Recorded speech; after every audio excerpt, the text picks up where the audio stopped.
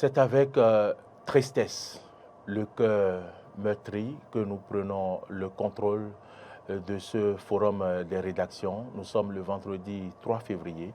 Un drame a frappé le Bénin dimanche dernier. Nous étions le 29 janvier et vous le savez, plusieurs familles éplorées.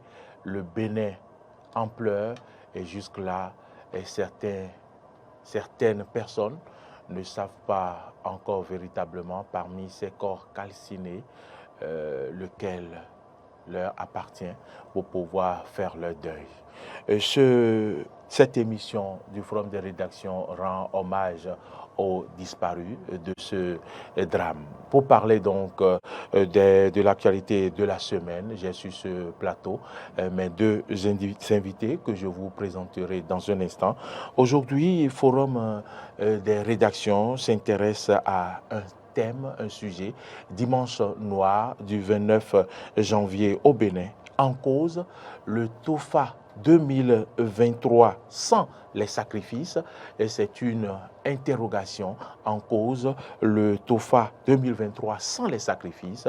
Et c'est à cette question que mes invités vont répondre dans un instant dans ce studio.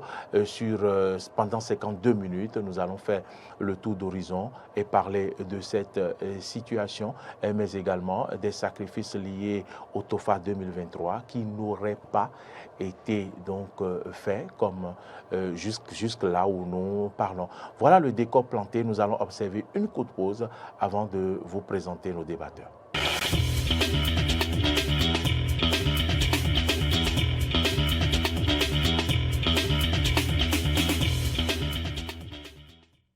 Voilà, retour dans ce studio. Je vais commencer par ma droite, évidemment, Laurent Roland Anthony Kess. Bonjour, votre première fois sur le forum des rédactions en cette nouvelle année. Oui, bonjour Maurice Agua, bonjour amis téléspectateurs et amis internautes qui ont pris le rendez-vous sur le forum des rédactions. Bien évidemment, c'est la première fois au cours de cette année 2023 et je profite pour se présenter à tous ceux-là qui nous suivent, qui nous soutiennent et même ceux qui peut-être nous critiquent, qui nous traitent d'opposants à la limite. On l'a dit, meilleurs vœux, beaucoup de santé bien évidemment, beaucoup de prospérité et que vos rêves deviennent réalité. Au nom de Jésus, puisque moi je crois en Jésus. Je ne comprends pas une chose, Laurent Roland Anthony Kess, quand on vous traite d'opposant, est-ce que cela vous fait mal? Non, ça ne me fait pas mal. La preuve, vous allez voir que chaque fois que j'en parle, je souris, bien évidemment. Parce que je pense que les gens peut-être n'ont pas peut-être le discernement pour comprendre que mon rôle, c'est de dénoncer ce qui ne va pas, d'encenser quand il faut encenser, et de dénoncer ce qui ne va pas pour aider les gouvernants à se corriger. Ma posture, ce n'est pas la posture des acteurs politiques qui se métamorphosent à chaque système, bien évidemment. Mais moi, mon rôle, c'est de contribuer à aider le gouvernement. À ma gauche, Marc Goudianou, également pour la première fois sur cette émission. Vendredi dernier, vous devrez être avec nous. Vous avez donc cédé gentiment votre place à Adrien Tchomakou. Merci beaucoup pour cette conciliation. Et vous êtes directeur de publication du journal Zénith, Info au Zénith. Merci d'être venu sur ce plateau. Merci beaucoup, Maurice Agua. Bonjour à toi et je salue tous les internautes et tous les téléspectateurs de Eden TV et Diaspora FM. J'en profite également pour formuler mes meilleurs vœux, comme l'a fait mon très cher ami Laurent tout à l'heure, à toute la population, à tous les internautes, tous les auditeurs de Diaspora FM et tous les téléspectateurs de Eden TV, également les internautes, que le meilleur soit dans leur maison respective. Dimanche noir du 29 janvier 2023, l'après-midi de ce dimanche a été cauchemardesque et puis ce cauchemar continue jusque-là. Le gouvernement, vous le savez, a été très prompt sur cette situation, des brûlés très vite évacués dans nos hôpitaux, des dispositions prises en Conseil des ministres. Marc Goudianou, vos appréciations sur la réaction du gouvernement? Non, merci beaucoup, Maurice. Il faut reconnaître que c'est un drame qui a frappé toute la population béninoise et pas seulement les membres du gouvernement, mais nous tous également, parce qu'à divers niveaux, c'est que chacun retrouve peut-être des proches dedans ou en tout cas des membres de plusieurs autres familles qui sont impliquées dedans. Et du coup, le gouvernement est dans son rôle de pouvoir quand même compatir à la douleur de tout un peuple, de toute une nation. Et le gouvernement reste dans son rôle. Et je crois qu'on ne peut que les féliciter dans ce rôle-là. C'est vrai qu'il y a un certain nombre de choses qui devaient normalement être mises en place pour pouvoir quand même mieux gérer ces genres de situations qui n'ont pas été faites, d'accord? Mais nous n'allons pas trop en tout cas revenir là-dessus, mais c'est aussi important de le souligner parce que s'il y avait peut-être dans les environs une caserne bien équipée des sapeurs-pompiers, peut-être les dégâts auraient pu être limités à un moment donné. Donc, il y a également cette responsabilité des gouvernants, ne l'oublions pas, même s'ils compatissent à la douleur de ceux des disparus, cela ne leur enlève pas leur responsabilité qu'ils n'ont pas assumée jusqu'à la fin, parce que lorsque un incendie du genre se produit, c'est que normalement dans une grande commune comme Dassa, on doit disposer normalement d'une bonne caserne de sapeurs-pompiers qui peuvent réagir promptement. Peut-être que s'ils étaient arrivés là à 10 minutes de ce artisan, peut-être qu'on n'aurait pas eu assez de morts comme ça. Les responsabilités sont également partagées et du coup, le drame est déjà survenu. On ne peut que souhaiter le repos des âmes des disparus, réconforter les populations, et le gouvernement va d'autant plus les soutenir puisque c'est à ce rôle qu'il peut s'atteler actuellement, c'est de soutenir les familles des disparus, soutenir ceux qui sont encore dans les hôpitaux, ceux qui sont malades, parce que lorsque vous me parlez par exemple... La prise en charge est totale, il faut le rappeler. Totale, voilà. Et lorsque vous me dites par exemple que le gouvernement est vite venu secourir les gens pour les amener, imaginez la distance de Dassa au CNHU, ce n'est pas 1 heure, ce n'est pas 2 heures. Même si le véhicule file n'importe comment, ce n'est pas 2 heures. Et vous savez, ce qui rend beaucoup plus, ce qui sauve beaucoup plus la vie des gens, des accidentés, d'accord, lorsque vous suivez un peu la scène internationale, c'est la promptitude des services d'urgence. C'est-à-dire, c'est la promptitude. Par exemple, quand on envoie l'hélicoptère chercher le malade, l'accidenté par exemple. En 10 minutes, peut-être, on aurait pu sauver beaucoup de gens, d'accord? D'accord, si c'est qu'on devait les évacuer en 10 minutes, si on devait les évacuer en 30 minutes, il y a le risque que ça comporte. Si on devait les évacuer en 1 heure, le risque que ça comporte, en 2 heures, le risque que ça comporte. Transporter les gens de Dassa jusqu'au CNHU, je crois que même pendant ces heures de temps, peut-être que ceux qui ont succombé au CNHU, peut-être ils auraient pu vivre s'il y avait en tout cas des prises en charge dans des hôpitaux qui étaient encore plus... Cela repose la question de la responsabilité de l'État dans le fait de pouvoir mettre à disposition des populations des hôpitaux dans des zones très bien précises, d'accord, de pouvoir mettre des casernes de sapeurs-pompiers dans toutes les zones qu'il faut, parce que le danger, ça peut survenir à n'importe quel moment et on ne sait pas à quand. Aujourd'hui, maintenant, on pleure nos disparus et il faut remarquer que ce qui est un peu déplorable, c'est qu'il y a eu beaucoup de... Quand je vois la liste circuler et que je vois les personnalités qui sont mortes dans ces accidents-là, je vois beaucoup de cadres qui sont morts dedans. Par exemple, moi, j'ai perdu un ami qui est capitaine des eaux et forêts, qui est décédé dans cet accident. C'est un ami à moi, on est ensemble, on s'est côtoyé pendant très longtemps, je le connais très bien. On a eu également un capitaine des douanes également qui est décédé, ou un lieutenant des douanes qui est décédé également. Capitaine des douanes, voilà. Donc, du coup, il y a vraiment de bonnes têtes pensantes. Vous voyez tout le lot des 6 personnes de Lions Club qui sont décédées dedans. Vous savez que Lions Club ne regroupe pas de n'importe qui. Il y a des étudiants doctorants de l'université d'Abomey et de l'université de Parcours. C'est des hauts gradés souvent, c'est des cadres dedans qui sont dedans.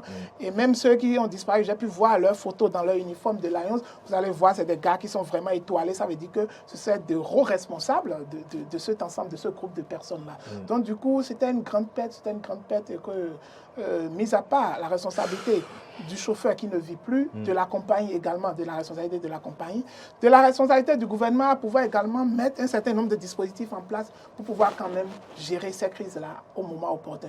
Parce que les accidents de bus ne datent pas d'aujourd'hui. On en a eu. Le plus récent, ça doit être en novembre, si je ne me trompe, de ATT. D'accord? Donc du coup, c'est des accidents qui se répètent. Mais lorsque ça se répétait, quelle est la mesure que le gouvernement a fait en anticipation, d'accord, pour dire que, bon, OK, sur tel tronçon, on a remarqué qu'il y a eu... Qu'est-ce qu'il faut faire? S'il faut passer par la sensibilisation des chauffeurs de bus, il faut passer par la sensibilisation des compagnies, d'accord, pour mettre un dispositif en place, pour les obliger, par exemple, à ne pas dépasser les vitesses, par exemple. Parce que vous savez, par exemple, aujourd'hui, la technologie a tellement évolué que lorsque vous êtes une compagnie sérieuse et que vous mettez votre bus à disposition, par exemple, vous savez le nombre de kilométrages que fait votre chauffeur. Et du moment s'il dépasse, vous pouvez... Exactement, à travers votre smartphone. Exactement. Donc, le tracking. L'État peut les obliger à avoir ces dispositifs en leur sein. Lorsque vous n'avez pas ce dispositif, on ne vous donne pas l'autorisation. Vous voyez donc, de toutes les façons, que ce drame, en tout cas, inspire nos dirigeants, d'accord, à mettre beaucoup plus de politique en œuvre pour mieux sauver nos citoyens et pour mieux éviter. C'est vrai qu'il n'y a pas de risque zéro. Les accidents, on en aura. Ça, c'est inévitable. On en aura forcément. Mais c'est de limiter les dégâts, surtout en matière de vie humaine, parce que ça ne s'achète pas. Tout au long de la semaine, Laurent Roland Tonekes, vous avez évoqué je vais dire, dans tous les angles possibles, les conséquences, la responsabilité des uns et des autres dans ce drame qui est survenu. Devrais-je encore vous poser des questions sur ce drame, sur ce plateau, le forum des rédactions? Peut-être oui, pour ceux qui n'ont pas suivi les émissions matinales tout au long de la semaine. Comment vous avez donc accueilli cette nouvelle et quelles sont vos analyses que vous faites à propos de ce drame? Merci Mori Agua. Je crois que oui, j'irai dans le même sens que Marc Koudjanou, qui peut certainement revenir tout ce que j'avais déjà dit, comme vous l'avez si bien dit, au cours de la semaine, mais pour dire aussi que les responsabilités soient situées d'accord, qu'on annonce des mesures en conseil des ministres d'accord, oui, c'est une bonne chose. Qu'on prenne en charge les familles, oui, c'est une bonne chose. Mais au-delà de tout, il a dit quelque chose de très important tout à l'heure. Les accidents de bus, ça ne date pas d'aujourd'hui. On en a connu nombreux par le passé. Il y a plusieurs compagnies qui ont fait des accidents. Et puis, peut-être que c'est parce que c'est 2 mois, 3 mois qu'on n'en a pas parlé. Il a fallu qu'on ait 20 mois maintenant pour que le gouvernement sente voit la nécessité de prendre des mesures fortes aujourd'hui pour limiter les dégâts. Oui, d'accord, mieux vaut tard que jamais, me dira-t-on. Mais je pense qu'en la matière, je l'ai dit encore ce matin sur Matin d'Éden, que s'il y a un autre accident aujourd'hui, alors où nous parlons à Dassa Zoumé et que c'est un incendie, est-ce que les sapeurs-pompiers de Dassa sont déjà équipés pour maîtriser ce feu? La réponse est non. Mais non, je n'ai pas de réponse moi à donner. Je pose la question au gouvernement parce que en conseil ministre, j'ai vu que des mesures ont été prises, mais on n'a jamais évoqué une question, la nécessité d'équiper les sapeurs-pompiers pour une fois pour de bon. Et je reviens encore, puisque c'est peut-être l'occasion de répéter ce que j'ai dit. J'ai dit c'est que dans ce pays que quelqu'un tombe dans un puits à 10h à Alada et que c'est à 16h qu'on a vu les sapeurs-pompiers. C'est dans ce pays que les sapeurs-pompiers de Calavi sont obligés de faire appel à la base de Bida pour sauver des accidentés. C'est dans ce pays que, malheureusement, les sapeurs-pompiers, on leur fait appel à Boycon, ils disent n'avoir pas de moyens. Et donc, quand il y a tout ça, et qu'on se rappelle alors de ce qui s'est passé le dimanche 29 janvier 2023 à Dassa, on se pose la question de savoir à quand la prise en compte des doléances des populations en la matière. Vous savez, vous et moi, et d'ailleurs sur Matin d'Éden, à plusieurs reprises, et notamment vers la fin de l'année, on a évoqué les cas d'accident et on a évoqué la nécessité pour l'État d'équiper les casernes des sapeurs-pompiers, bien évidemment. On ne leur dit pas de donner des casernes de sapeurs-pompiers dans tous les arrondissements du Bénin, comme on peut le voir aujourd'hui dans certaines grandes villes, il y a des commissariats d'arrondissement. Mais nécessairement, dans les communes, écoutez, Dassa, c'est le chef-lieu du département des collines. Il y a le siège de la préfecture des collines là. Si la préfecture prend feu aujourd'hui, je ne souhaite pas ça. Est-ce qu'en l'État, on peut aller sauver le préfet dans de telles conditions? Et n'oubliez pas qu'on nous a dit que des choses ont été faites dans ce département. Et donc, qu'est-ce qui fait qu'aujourd'hui, ils n'ont pas pu avoir de l'eau disponible, les sapeurs-pompiers, pour aller éteindre le feu dans une certaine mesure?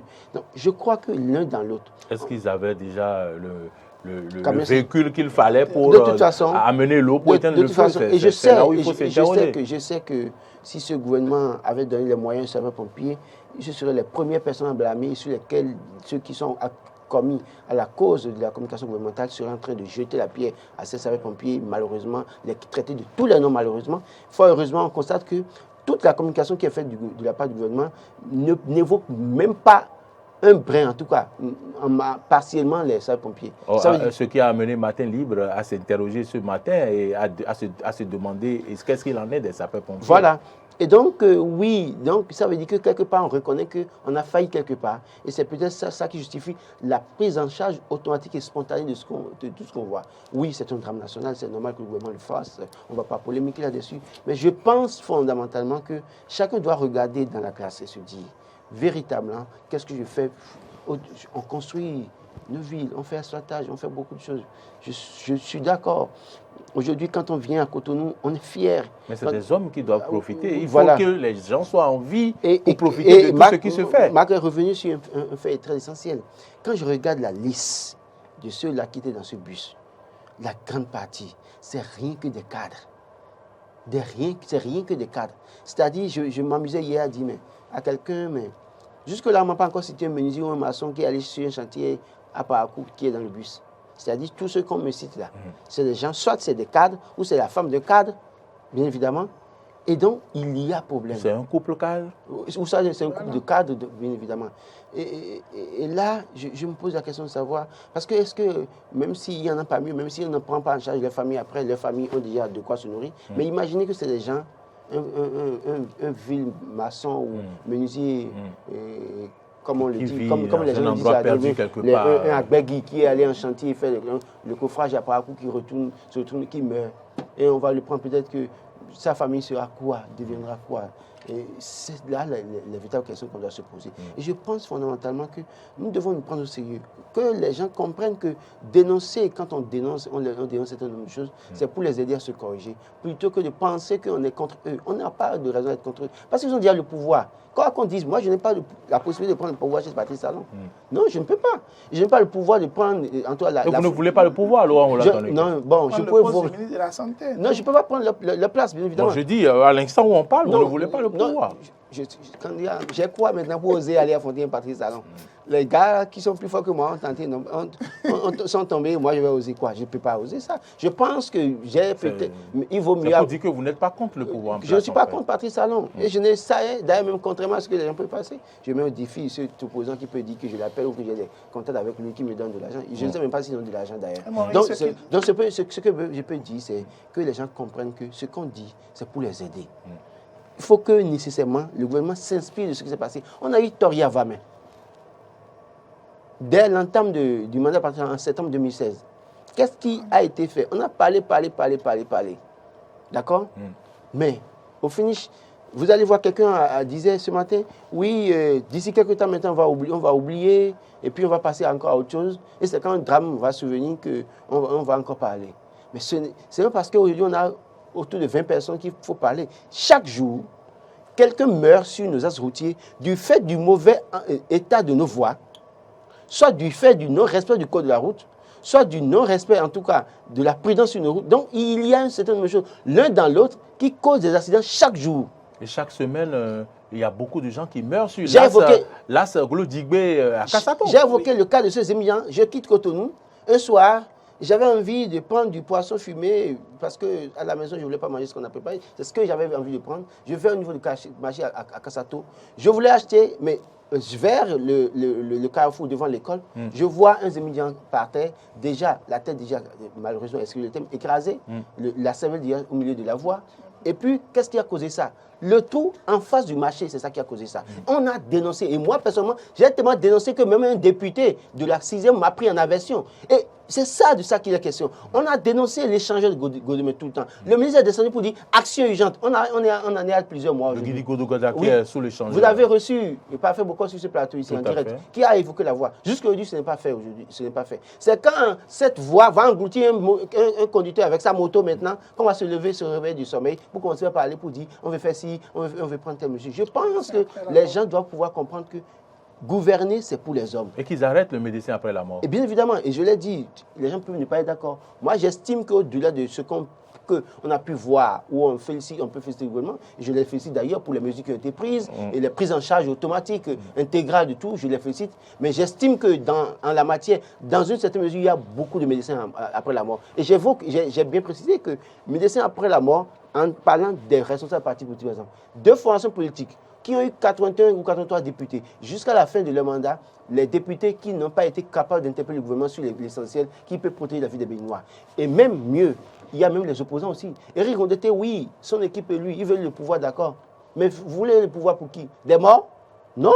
Dénoncez aussi ce qui ne va pas pour protéger les Béninois. Parce que c'est les Béninois en vie qui viendront voter pour vous. Mais quand vous-même vous taisez sur l'essentiel, et que là, votre problème, c'est de dénoncer les tares de Patrice Talon et de vouloir montrer que c'est vous, les saints, qui voulez prendre le pouvoir, vous aussi, vous êtes en faute. Donc, tous les acteurs, qu'ils soient opposants ou mouvanciers, doivent pouvoir maintenant regarder dans la glace et dire, est-ce que nous nous battons véritablement pour l'intérêt général ou bien nous nous battons pour nous? Et j'ai comme l'impression, je ne le dirai jamais assez, c'est moi qui le dis, j'assume, beaucoup pas mieux.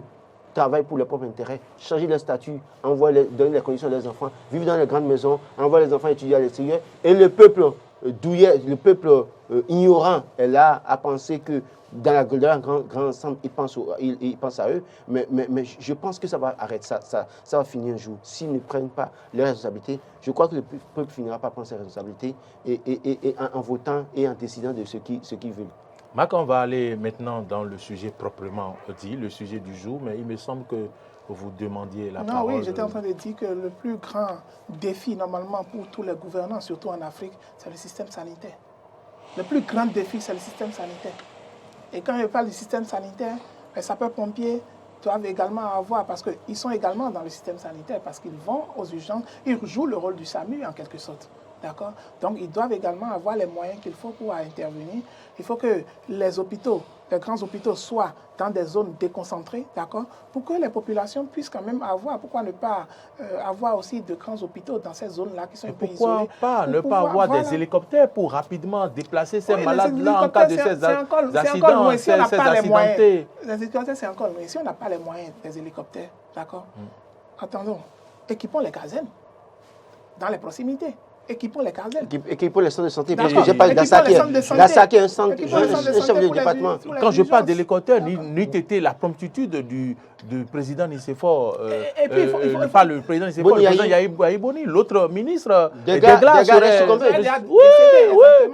Donc du coup, il faut dans cet accident grave qui s'est produit sur cette route. pour pouvoir éteindre les incendies.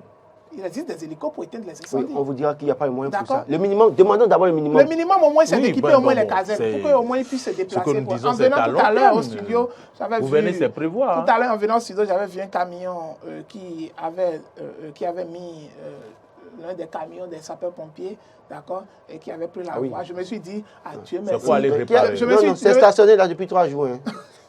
Vous parlez de Ponsoukou là, non? Camion citerne sur un autre camion, un remorqueur là. À Ponsoukou là, c'est depuis 3 jours, pardon. Depuis 3 jours. Et si vous voyez, moi qui espérais que ça allait c'est pas évident. Moi, je pense que c'est pour les pays de l'Interland. Parce que vous imaginez que le gouvernement envoie un camion citerne et que le conducteur soit en train d'oser de garer quelque part là depuis 3 jours. C'est pas possible. Pas évident. Alors, Marc Goudianou, Laurent Roland Tonnikès, dimanche noir du 29 janvier au Bénin. En cause le TOFA 2023 sans les sacrifices depuis plusieurs années, plus d'une dizaine d'années si je puis le dire. On a remarqué qu'à la fin de chaque année, il y a le collectif des Bokono ou une association ou plusieurs d'ailleurs qui existent désormais qui font le TOFA pour nous dire l'année qui va commencer, les événements malheureux, les événements heureux qui vont se produire au cours de cette année-là. Et s'il y a des sorts à conjurer, il y a des sacrifices à faire. Il a fallu que cet accident, cet incident, ce drame se produise donc dimanche dernier pour qu'on apprenne que les sacrifices du TOFA 2023 n'ont pas été faits. Est-ce des raisons réellement pour donc assister à ce drame du dimanche dernier, Laurent Roland Tonnikès? Je vais peut-être choquer ceux qui font le TOFA ce matin, et peut-être ils vont peut-être dire que c'est à cause de ma foi religieuse que je le dis. Ce matin ou ce soir? Ce soir, pardon. Je crois que je ne le jette pas la pierre. Je suis issu d'une commune berceau du vaudou au Bénin. Je connais un peu les réalités du vaudou, du TOFA, tout ce qu'il y a comme autour, même si je ne partage pas ça aujourd'hui. Je crois que le TOFA en l'état, on a comme l'impression que le TOFA est devenu un instrument politique et pour se faire entendre, pour se faire rapprocher des gouvernants dans une certaine mesure. C'est moi qui le dis une fois encore et j'assume ce que je dis. TOFA politisé. TOFA politisé. Parce que, qu'il vous souvienne, hein, on nous a dit dans ce pays que quelqu'un viendra au pouvoir et qu'après lui, il va faire ce mandat, ce qui viendra, et qu'il y aura quelqu'un qui va décéder. Rien de tout ça. Et puis après, on a vu des TOFA qui ont été pour plaisir, faire plaisir à un chef d'État dans une certaine mesure. Après, on a vu des TOFA qui sont allés un peu contre un chef d'État parce que peut-être à un moment donné, le chef d'État n'aurait pas spontanément réagi à certains messages. Mais toujours est-il que le premier responsable du TOFA a été politique en 2023, suffisamment en 2022, fin 2022, fin et début 2023, a été candidat sur une liste, candidat aux législatives. Cela suppose que... Il n'y a pas plusieurs coalitions de TOFA. Non, mais il y a un principal qui est initiateur de cette situation, qui devient politique. Quand il devient politique, qu'est-ce que vous pouvez attendre de lui? Sachant que déjà les politiques nous ont suffisamment déçus sur toute la ligne, que quelqu'un qui est censé être maître de la sagesse, en arrive à rentrer, lui qui est maître de la sagesse, qui est censé être l'élément modérateur, conciliateur, le conseiller de tous les courants, on arrive à mettre une verse, en tout cas, pour rentrer dans un club politique, excusez le terme, de club politique, je pense qu'il y a matière à réfléchir.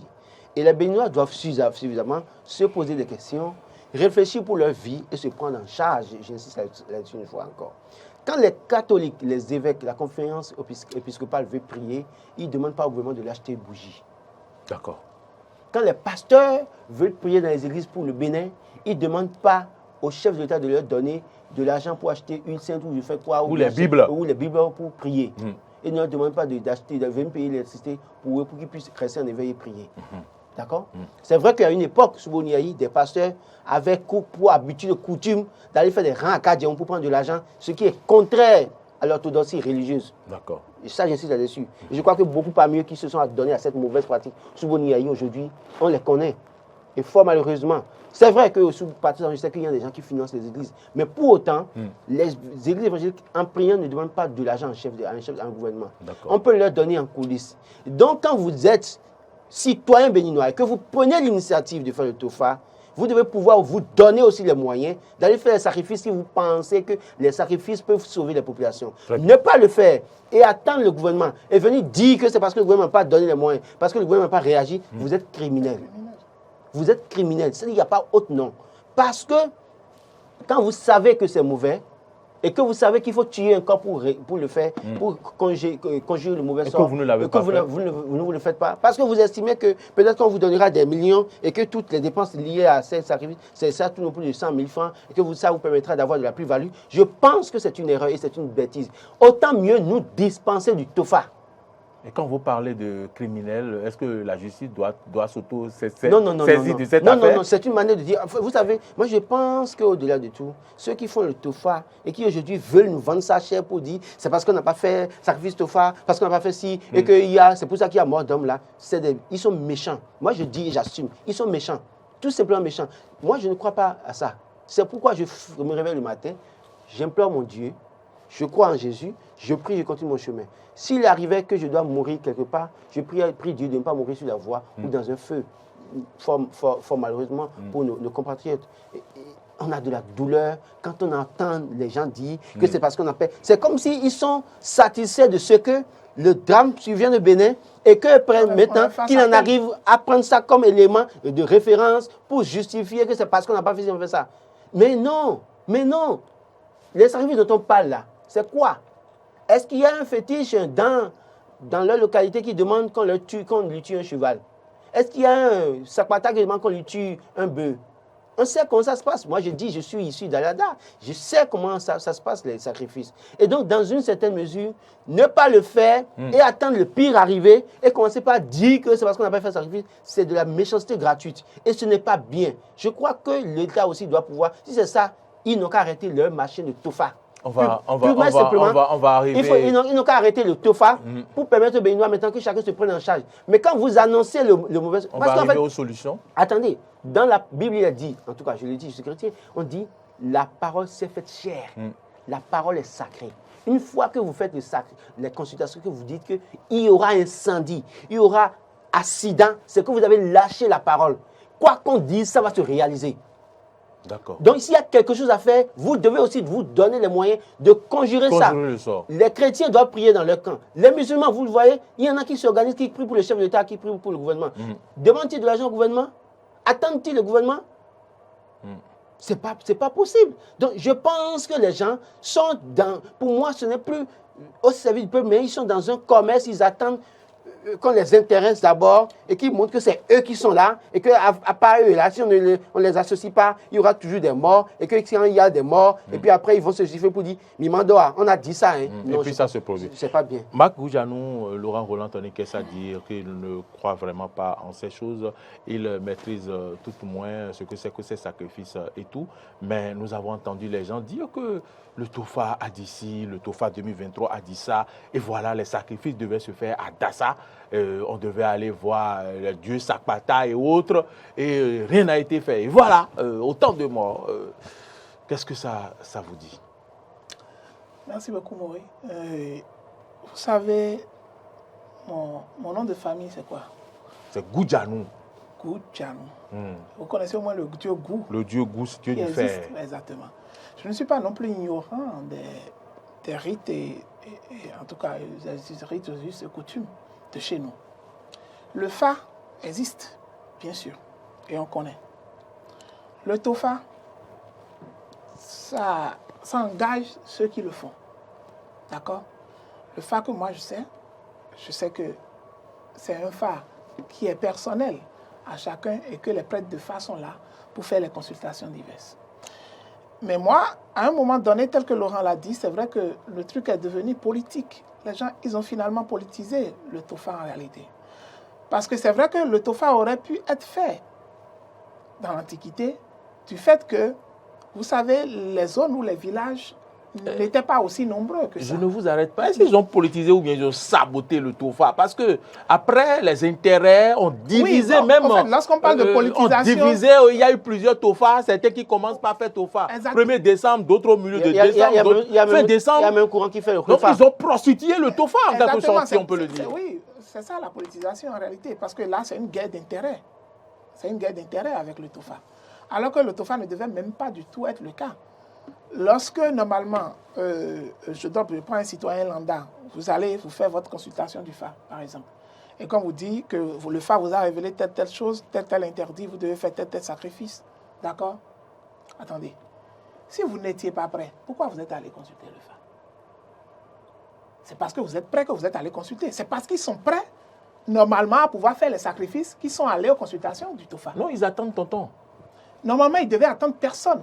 Parce que, attendez, tous ceux qui constituent en réalité ce groupement, d'accord, de prêtres Fa ou de Vaudoun en réalité, c'est des praticiens. Vous êtes d'accord avec moi? Oui. C'est des gens qui vivent de ça, d'accord, qui en font du commerce, d'accord, et ça leur génère des intérêts. Et ceux-là, combien ils mettent dans la caisse de l'État? De ce que ça leur génère. Ils paient leurs impôts. De ce que ça leur génère. Ils vous diront qu'ils paient leurs impôts. Les Boucanon font facture normalisée? Non, voilà qui vous dit qu'ils paient leurs impôts, l'impôt de leur maison. Dans le même temps où vous ne payez pas vos impôts, d'accord, compte tenu du travail rémunératif que vous faites, d'accord, qui vous apporte de la plus-value, qui vous permet de vivre, vous ne payez pas les impôts pour ça. Secondo, vous décidez d'organiser le Tofa pour encore gruger le gouvernement, le pouvoir, et que le pouvoir ira chercher l'argent ou l'argent des pauvres citoyens également pour pouvoir encore vous financer. C'est de l'escroquerie. C'est de l'escroquerie. Osons le dire, c'est de l'escroquerie. Et il faut que... C'est vrai que le gouvernement, nous sommes dans un pays laïque à un moment donné où le gouvernement laisse passer certaines choses. Mais je crois que ne serait-il même pas temps de leur dire arrêtez votre Tofa, carrément. Ne le faites pas. Le Tofa, tout à l'heure, on a fait du bien. Le Tofa fait du bien au pays et il y a eu certaines pratiques sous les autres gouvernements. C'est des gens qui financent le truc, qui ont encouragé le Tofa. Et donc, je ne sais pas pourquoi on ne va pas continuer. On n'a jamais dit que le Tofa ne fait pas du bien. Je ne l'ai jamais dit. Les habitudes, on l'a pas dit. C'est parce que le Tofa a été souvent financé par les autres. Membres du gouvernement, en réalité, le Tofa n'a jamais été mauvais en soi. Oui, mais on n'a pas dit que c'est mauvais. Mais c'est l'utilisation qu'on en fait. Et bien évidemment, qui est préjudiciable pour les populations. C'est ça qui est préjudiciable, c'est l'utilisation qu'on en fait. Vous imaginez par exemple que dans les résolutions du Tofa... Vous ne déposez pas ce que je dis. Laissez-nous parler, monsieur Moria. Des gens ont financé le Tofa. C'est des gens qui finançaient le Tofa. C'est pourquoi la pratique a perduré. Oui, mais vous pouvez nous laisser quand même finir. Et pourquoi d'autres ne financeraient pas? Attendez, vous pouvez nous laisser finir. Je dis, le Tofa n'est pas mauvais en soi. D'accord?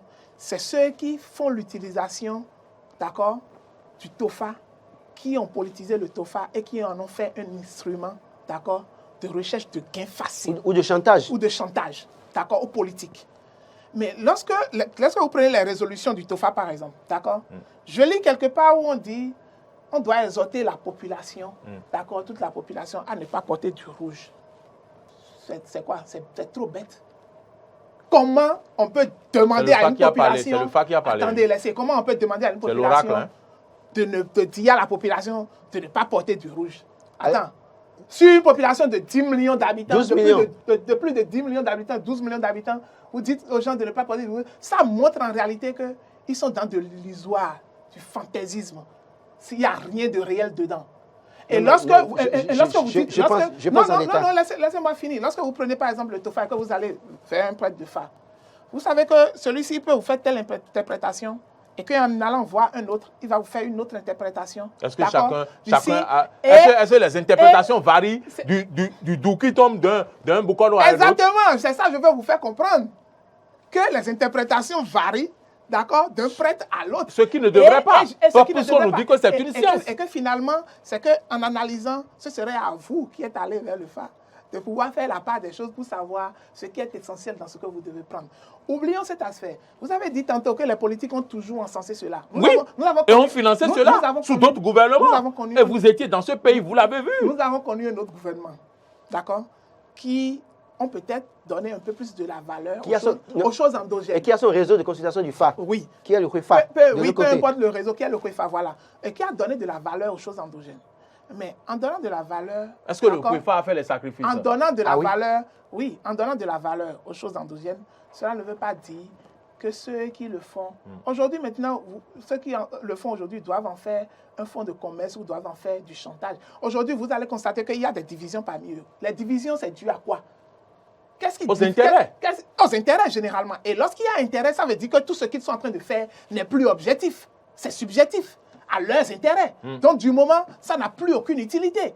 Lorsqu'on dit, par exemple, qu'on n'a pas fait les sacrifices, qu'on n'a pas fait ci. Tout à l'heure, Laurent l'évoquait. Attendez, lorsque les catholiques décident de faire des prières de jeûne, je suis sûr qu'après le drame, presque dans toutes les églises, les gens organisent des messes. prières, et sachant que quand on demande des messes, il faut payer. Voilà, mais cette fois-ci, est-ce que c'est l'État qui a payé? L'épiscopat a demandé à l'État de payer pour qu'on fasse les messes? Exactement. Lorsque vous allez vers les églises, vers les autres foi religieuses, je vais dire en général, il y a des choses qui se font. Vous allez peut-être vers les célestes, ils vont faire leurs prières. Vous allez vers les musulmans. Et les célestes nous demandent qu'on leur achète bougies, ananas, orange ou tout pour faire ça. Vous allez vers les musulmans. Donc vous savez ce qu'ils utilisent Les musulmans également jouent leur rôle. Lorsque vous prenez toutes les confessions religieuses, tout ce qu'on veut dire, c'est quoi? Lorsque vous prenez toutes les confessions religieuses, chaque confession religieuse, d'accord, en elle, apporte, d'accord, de la plus-value spirituellement pour un État. D'accord? Donc, du coup, sans rien attendre en retour. Alors que pourquoi c'est seulement au niveau de la religion endogène que certains individus doivent se constituer, d'accord, pour dire qu'ils font la consultation pour le pays et qu'ils attendent que l'État les finance. Si toutes les confessions religieuses doivent le faire et attendre des financements de l'État, où est-ce qu'on en serait? Ça veut dire que X ou Y peut se former à n'importe quel moment et commencer par dire que je constitue telle confession religieuse, on veut faire tel soutien, on veut prier pour telle chose. Aujourd'hui, il faut qu'on en arrête. Parce que trop, c'est trop. Trop, c'est trop. Les sacrifices, c'est bon. Les sacrifices, c'est bon. Faire la consultation du TOFA, c'est bon. Ce n'est pas mauvais. Financer le TOFA, ce n'est pas bon. Financer n'attendons personne. Si vous sachez que vous devez attendre l'État, la communication est là, que vous devez attendre l'État pour faire le TOFA, ne le faites pas. Parce que personne ne vous oblige en réalité à aller faire le TOFA. Qui les oblige? Personne ne les oblige. Et lorsqu'ils ne sont pas en disposition de pouvoir faire les sacrifices, quelqu'un leur a refusé de faire le TOFA? Mourir à quoi? Personne ne leur a refusé de faire le TOFA. Le leur refuser, c'est en réalité empêcher la pluralité. Ils sont libres de faire ce qu'ils veulent. Et puis nous sommes dans un pays laïque, on ne peut pas le leur refuser. Mais qu'ils sachent qu'il y a un couloir. Qu'on finance. Et c'est quoi le couloir? Le couloir, c'est qu'ils ont pris l'initiative. D'abord, quand ils ont constitué leur groupe pour faire le TOFA depuis des années là, c'est vrai que vous l'avez dit, si bien dit, à l'époque d'un certain gouvernement, ils sont financés, mais autre temps, autre mœurs, bien évidemment. Et donc, quand vous commencez, vous avez créé votre organisation et que vous vous réunissez chaque année pour le faire, n'attendez pas. Parce qu'en fait, vous êtes praticien, comme il a dit. Ils sont praticiens, ils savent que quand le doute tombe comme ça, il faut nécessairement des sacrifices. Et quand le sacrifice, on vous demande de faire des sacrifices, vous ne devez pas attendre parce que vous êtes là, peut-être, vous estimez que vous aidez le peuple. Mais pourquoi vouloir aider le peuple et maintenant attendre que quelqu'un d'autre vienne financer d'abord? Vous devez pouvoir vous donner les moyens de conjurer le mauvais sort. C'est à croire qu'on veut se comporter comme des charognards, c'est-à-dire qu'on annonce le malheur et puis on ne fait rien. Le malheur arrive et on dit oui, finalement, c'est parce qu'on ne nous a pas écoutés. Non, personne ne vous écoutera. Parce que je l'ai dit, toutes les confessions religieuses se valent dans ce pays. Et d'ailleurs, même quand on tient compte de leur TOFA, ça ne répond à aucune disposition de notre loi, de notre constitution. Si ça répondait à une disposition de notre constitution, je comprendrais que l'État a la responsabilité de faire quelque chose. Donc, chacun a ce qu'il concerne dans sa confession religieuse, prie pour ce pays, fait des choses pour arranger ce pays, pris pour protéger les fils, les Béninois et les Béninoises, bien évidemment. Et donc, c'est de la même manière que ceux qui se sont constitués en organisation pour faire le TOFA, comprennent que c'est de leur responsabilité aussi de se donner les moyens de faire les sacrifices pour épargner, pour conjurer le mauvais sort, s'ils pensent que c'est la meilleure option. Autrement, toute autre manière, à attendre que le malheur, le drame arrive pour venir bavarder pour dire que c'est parce qu'on n'a pas fait ci, c'est de la criminalité plus simple, c'est de la méchanceté gratuite qui n'a pas de sens. Je pense que les gens doivent faire l'effort de se remettre en cause pour dire est-ce que nous faisons ça là pour nous-mêmes ou bien nous le faisons pour le peuple. Si vous pensez que ce que vous voulez faire, vous ne pouvez pas avoir les moyens de faire les sacrifices, dispensez-nous de votre consultation, allez rester dans vos couvents, que les gens, ceux qui veulent venir vous voir pour faire les consultations, viennent vous voir. Et ça s'arrête là purement simplement. Vous savez que l'association des rois, d'accord, et dignitaires existe, d'accord. Oui. Le roi de Niki vient d'être encore intronisé, le nouveau roi de Niki par exemple. Et puis il y a des différents rois qui existent dans nos contrées, d'accord. Ces rois normalement sont entourés de dignitaires, d'accord, qui font des consultations, d'accord, dans la zone, d'accord. Quand je prends la zone du Nord, je prends la zone de Porto par exemple, il y a les rois de Porto qui ont chacun en leur sein leur bokono, d'accord, qui peuvent faire des consultations par exemple pour toute la ville de Porto-Novo et faire des sacrifices adéquats pour le faire, d'accord. Je crois que j'aurais mieux préféré même que le gouvernement s'oriente vers ceux-là, d'accord, pour qu'ils s'organisent en leur sein, que 1, 2, 3, 4 individus, donc on ne connaît même pas, d'accord, l'efficacité de ce qu'ils font en tant que prêtres ou de ce qu'ils disent détenir en tant que prêtres, d'accord, se regroupent et disent qu'ils veulent faire la consultation du Fa. En temps, dans l'Antiquité, d'accord, ceux qui se disent en réalité détenteurs du Fa et consultants du Fa en réalité, prêtres Fa, c'est des gens qui ont eu une certaine expérience, qui ont un certain âge donné, d'accord? Parce que pour pouvoir apprendre le Fa et faire l'interprétation comme il le faut, d'accord? Il faut acquérir beaucoup d'expérience d'abord, d'accord? Pour pouvoir savoir que telle orientation peut donner telle chose, ainsi de suite. Mais la majeure partie de ceux qui viennent, ils sont de quelle génération? On peut encore les attribuer dans le lot des jeunes. Vous êtes d'accord avec moi? Si on doit les catégoriser, on peut les catégoriser en tant que jeunes encore. D'accord? Alors que dans les confessions religieuses ou bien dans les royautés qui existent encore chez nous, quand on va à Alada, par exemple, il y a le roi d'Alada qui est là. On va dans d'autres communes, il y a les rois qui sont là, qui représentent en réalité la valeur endogène de ces régions-là. D'accord? Vous pensez que ceux-là ne font pas des consultations chez eux et qu'ils ne font pas de sacrifices? Peut-être à chaque fin d'année, ils le font obligatoirement. C'est obligatoire. Ils n'ont même pas besoin de demander à un gouverneur ou à quoi que ce soit avant de le faire.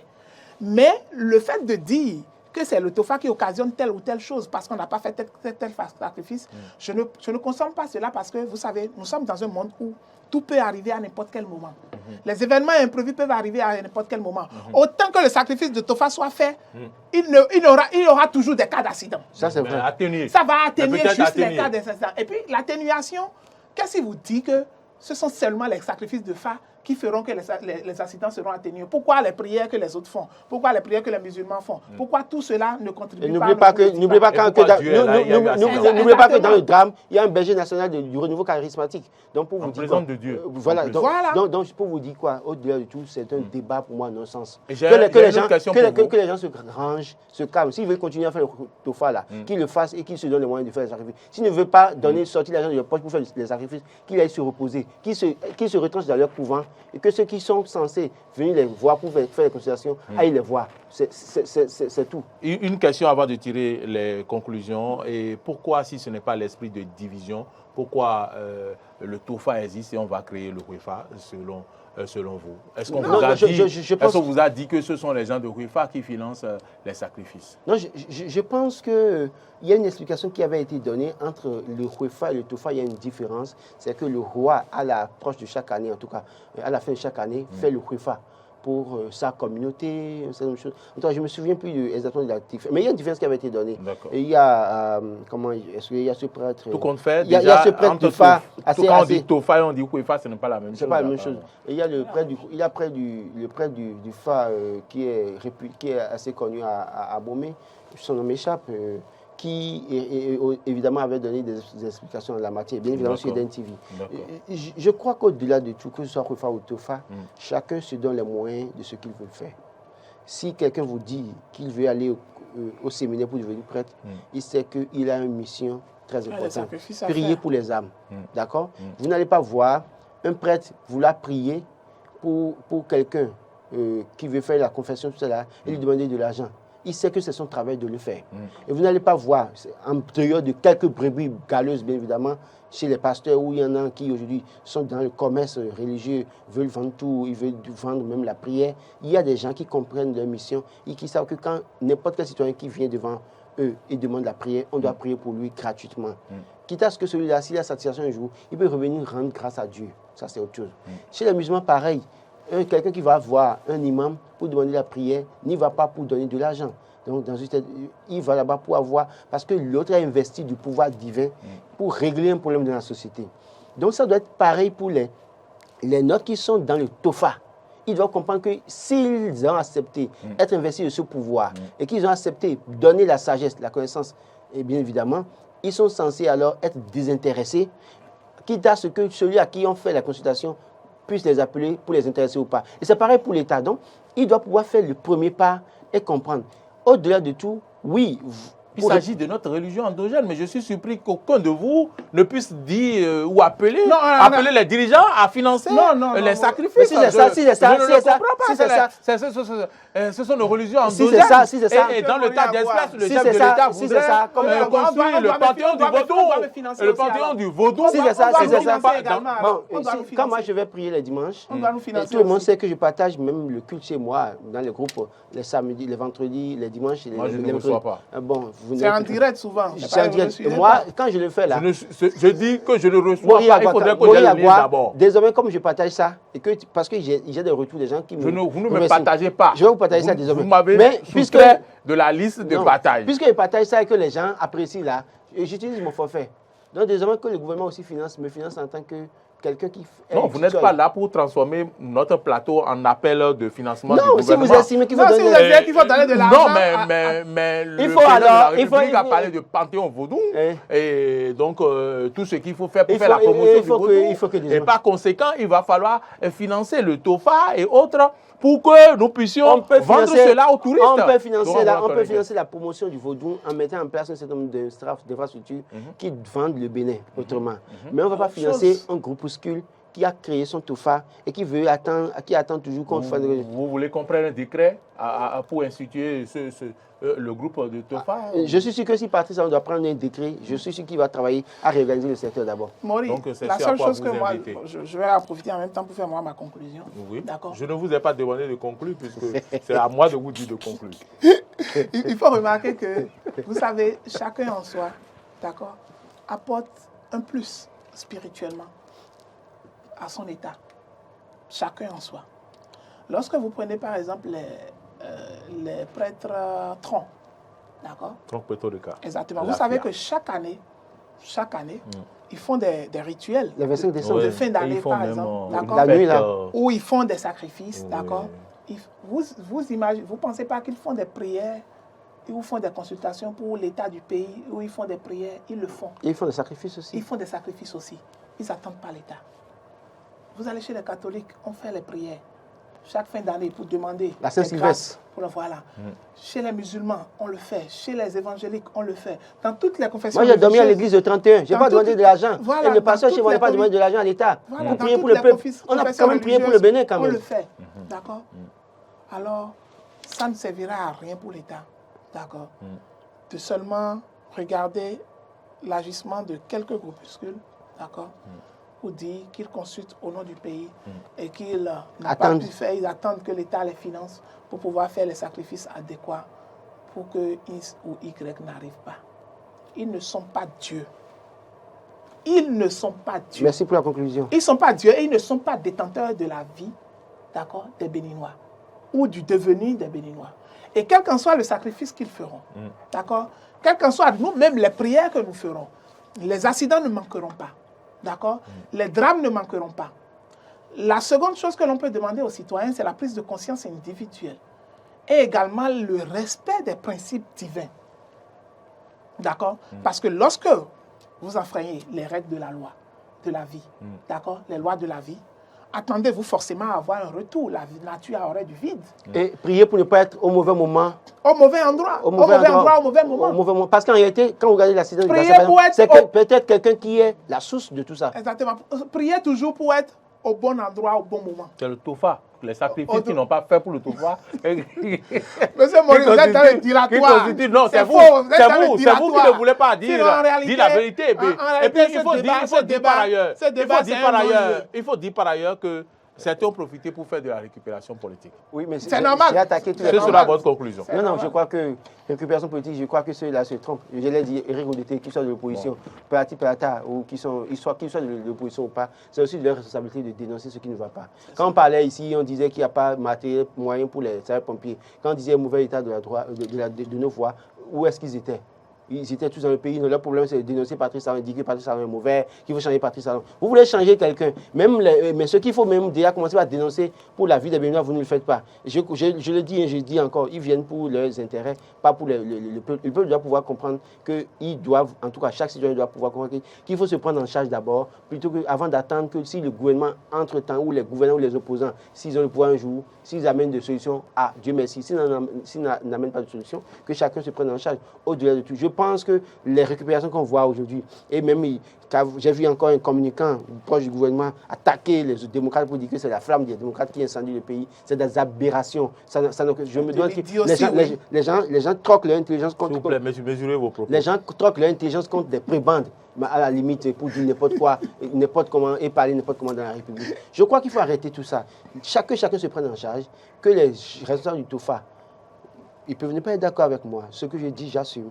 Je leur dis ce soir, prenez vos responsabilités. Si vous êtes capable de faire les sacrifices pour le TOFA, continuez. Si vous n'avez pas les moyens de le faire, allez vous consacrer à votre politique. Vous avez échoué cette année, certainement en 2026, vous serez député. Mais travaillez à cela plutôt que de continuer à nous distraire. Ou allez vous occuper de qui parle l'auteur? Monsieur, votre conclusion? En tout cas, il faudrait d'un cas point.